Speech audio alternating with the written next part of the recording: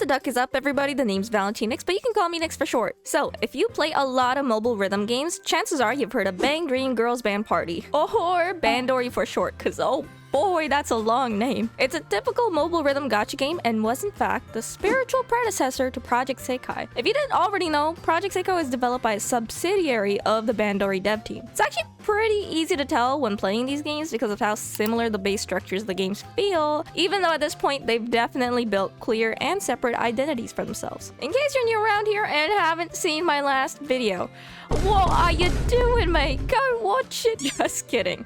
But you should totally check out my other videos after this one. Wink wink. But anyway, all you need to know is I'm pretty damn good at Project Sekai. Hashtag not so humble brag. And that I've spent countless hours on that game because I genuinely just love it. Despite all that, however, I have never touched Bandori before. So I thought, hey, why not give it a shot? It can't be that hard, right?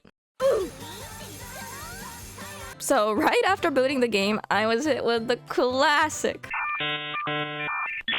But yeah, after skipping the intro, the first thing I did was go gambling, as any gacha player does. Normally, I wouldn't skip the intro, and I'd actually give the story a fair shot. But like, I just don't see myself playing this game long term. Despite all the cool things this game has to offer, I still much prefer Project Sekai. Whether it's just the simple like UI, even the characters, because I'm just attached to them. And I guess, I don't know about the song lineup, actually. That's actually, you'll see me compare the games more later in the video, but yeah, I'll get into the nitty-gritty as we go on. But if you're new around here, you should definitely subscribe and help me reach my current sub goal of 1,000 subs. In case you're not new around here, oh my god, I'm so sorry for the long wait. I had a lot of IRL stuff going on, believe me, but now I promise to upload more regularly again. So yeah, speaking of which, I'll be streaming on Twitch and maybe YouTube. My Twitch channel is linked in the description though.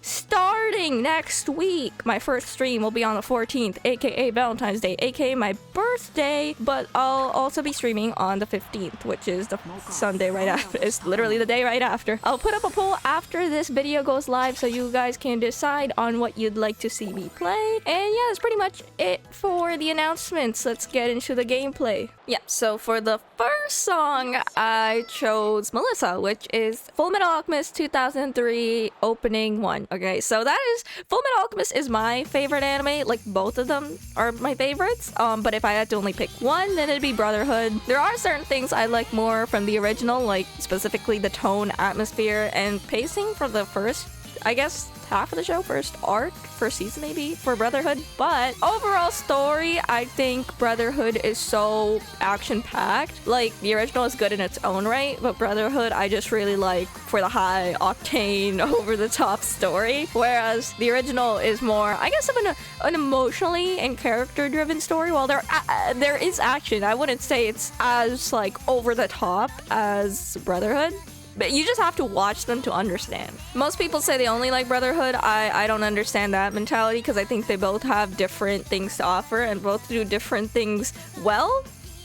But yeah, I really like both. That's why I chose this song first, which I want to comment. Okay, so this is gonna be my first comparison between Bandori and Project Sekai. This is not really a fair comparison because Project Sekai's entire selling point is it being Vocaloid songs, so I completely understand that is just going to have Vocaloid songs. I'd find it more strange if they had a wide variety, considering they are, you know, why would they give like an anime opening, unless it's a Vocaloid song, more precedence? Like, why would they prioritize making a chart for a non-Vocaloid song over a Vocaloid song in a Vocaloid game? You know what I mean? So I understand that the set list is going to be Vocaloid only for Project Sekai, but that doesn't mean I'm not gonna say what I find cool about Bandori is that they have non-Vocaloid songs as well.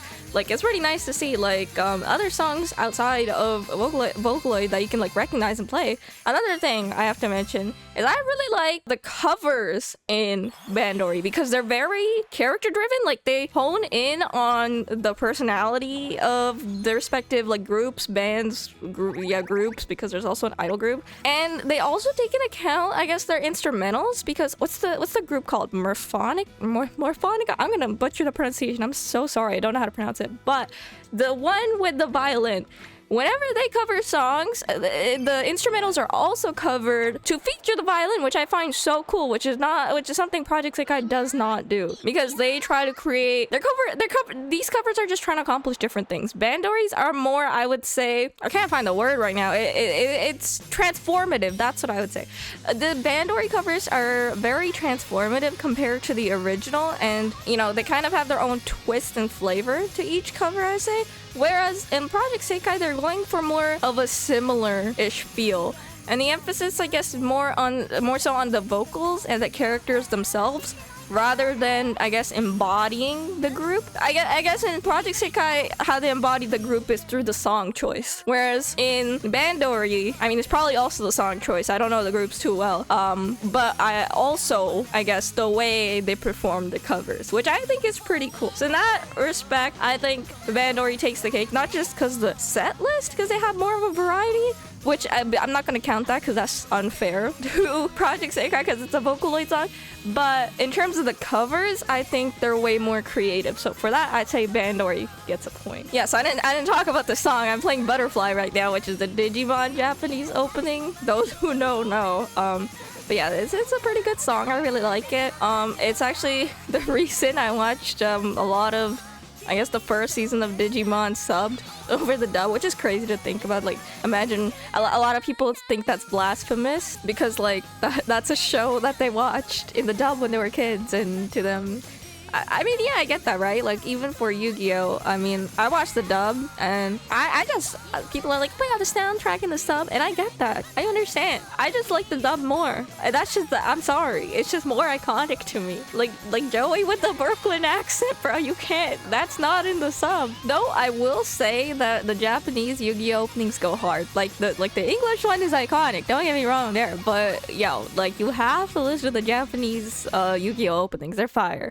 And also, hot take, I'm just gonna throw this out there because I mentioned Yu-Gi-Oh! I hate every subsequent Yu-Gi-Oh! Series. The OG one is like literally the only good one, and even then, the anime is whatever, bro. You should read the manga. The manga's top tier. I don't care what anyone says. I don't care if someone says I'm stumbling over my words, bro. I'm too hyped up. I'm too fired up, bro. Like, you don't understand. You have to read the manga, bro. The manga's crazy, bro. Especially the first arc, dude.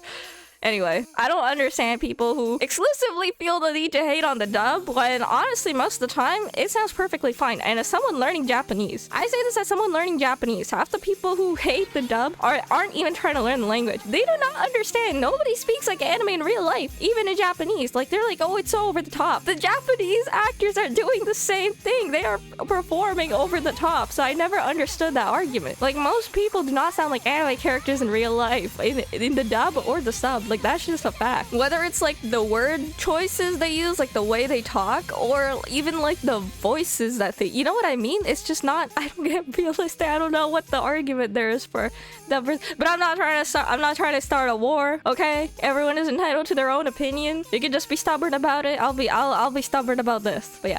So I chose Unravel here, and I have a funny story about Unravel that hopefully I can finish before this freaking song ends, because I'm just a yapster. I need to chill. I remember one time in gym class, this was in, I think, like 10th grade, there was a gym teacher who had some very cringe song choices, as all gym teachers do. I don't think that's a very strange thing. I feel like a lot of gym teachers just try to play songs that are like, hello fellow kids, how do you do? Like, it's just not working, right? So he was trying to hype us up. It wasn't really working. So we went up to him and we're like, can we pick a song? Like, then we'll actually like lock in, you know? And he's like, okay, you can pick a song. And I was like, wait, I can pick the song? I can pick the song. I'm gonna pick what I like. So I picked Unravel because that was like my bop at the time. And I didn't think he'd actually play for a second. But then he's like, okay, Unravel is this one? I'm like, oh damn, he's really going for it. So yeah, then Unravel started blasting around the gym, and like, I mean, it pumped me up. Other people started noticing. They're looking around like, is it for real? But it worked. Everyone was now working out, and it was kind of funny too. So that's a funny story. And yeah, I still can't believe that actually happened. And yeah, so I did lose my life there while I was playing. If you weren't just listening to me yapping, you were actually watching the screen. Because this is just on me. I find the clarity of Bandori harder. Like, I find the charts harder to read than Project Sekai, even though they're the same. How do I describe this? Like, just the UI, I find very, I don't want to say nasty, but low-key nasty. Okay, I know it's not that bad. Okay, I know most people are fine with it. I know it's really not that bad. It's just a skill issue. But yo, I just can't stand it. I think I later fixed it. I think my biggest issue was the frame rate. It was just lower. I don't think it's that bad in the video. But while I'm playing it, right, because I also have a faster note speed than the default. I mean, everyone does, but it's just strange the way the notes come in. Cause you can see them spawning in at the top. So the reduced frame rate does mess with my brain a bit. I later find in the settings I can I think it was capped at like 60. I turned it to 120. I could be wrong about the numbers, but yeah. So my number one tip is if you're gonna play Bandori, always increase the frame rate. I also just find the hold notes a bit strange. I mean, I'm sure a lot of rhythm games have those kinds of hold notes. I don't know. I just have no excuse. Maybe I'm not a god pro rhythm gamer, bro. I played like a few games and but I don't know. In Project Sekai, it's because I have muscle memory from Project Sekai, right? And in Project Sekai, like, the notes are generally smooth in the way they curve. Like, if you have a hold note going from left to right, it'll be like a smooth motion. Whereas in Bandori, you can see it's kind of like a straight line from one point to another, and then from that point to the next, it's another straight line. Which once you get used to it, right? Like, after a few games, I was getting used to it. But when this is like my third song, like, it's definitely a bit weird. I also was not able to disable, like, I wasn't able to turn the background to just like a black thing, in like the light like background that they call in Project Sekai. I don't know if, I mean, I know not all rhythm games actually even allow that. Like, for instance, I play Project Diva, and only in practice mode can you have like a blank background, but when you're actually playing the song to get scored, you are always gonna have the music video in the back, right? So I understand not all rhythm games do that or give you that option, but I kind of wish they would add that now because it's kind of distracting for me. Like, I managed to turn the cut-ins. I really do like that the cut-ins are 3D, but I switched into 2D. It didn't make too much of a difference, to be honest. I think the biggest thing is just this entire background, but yeah, it is what it is. Next, I picked Hey Kids because I really like this song. I did not watch the second season of Noragami, so you know, maybe I'm a bit of a poser. I only seen the first season. I liked it, but I also didn't feel inclined to watch the second season. Like, you know, when you really like a show and you're like, I gotta know what happens next. I didn't really feel that with this. I enjoyed my time with it, but I didn't feel like I had to watch the second season. I mean, if somebody put it on, I'd watch it, and once I've started it, because then I would be invested. But I didn't feel the need to start the second season after finishing the first, and I don't think it's ever getting a third season. So I'd probably have to read the manga if I got super into it, which I'm not against. It's just like, then why don't I just read the manga? Like, why am I gonna watch the second season, you know? So yeah, but yeah, I do have to say, I mean, I kind of switched topics. My train of thoughts is a bit crazy, but what I was gonna say is the point for note clarity or chart clarity specifically goes to Project Sekai. I feel like the same. I feel like if the exact same chart was in Project Sekai, it'd be more easier, just straight up. I don't know why that is. I'm looking at the patterns as they go by. I'm like, these are not hard patterns. I don't know why I'm dying, right?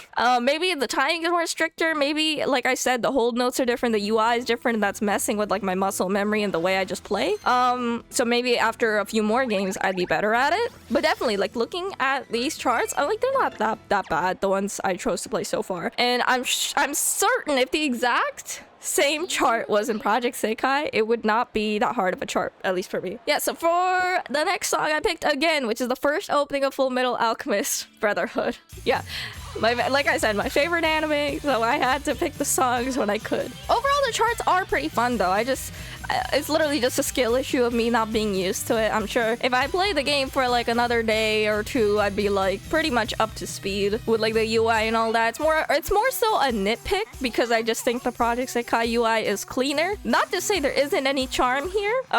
It's just my opinion. I feel like it's just because I'm used to it. It's like, I guess it's probably not that big a deal for most people. I was also wondering what other games you guys would like to see me play. I have been playing rhythm games a lot recently because I've just been in the mood for them. and I do enjoy them, but I also play other games as well. So I was kind of I mentioned the streaming thing in the beginning of my video, but I was thinking of playing a different game. Like I mean, if you guys really want to see rhythm games, I'm down for that too. I just feel like it'd be easier for me to talk to you guys if I wasn't playing a rhythm game, because I need to get used to talking at the same time. I just can't talk. It just messes my rhythm up.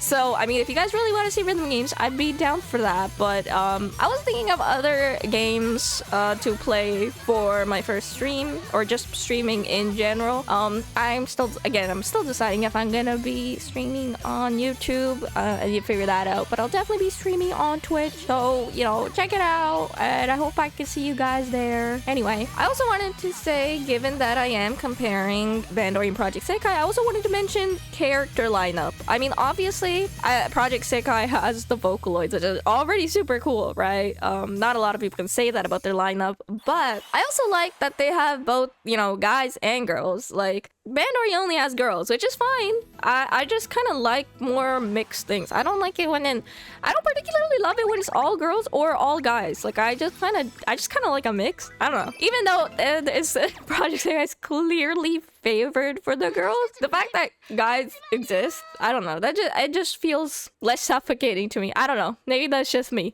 Yeah. I mean, if there were more guy characters, that'd be cool too. If it was a bit more balanced. But I don't know.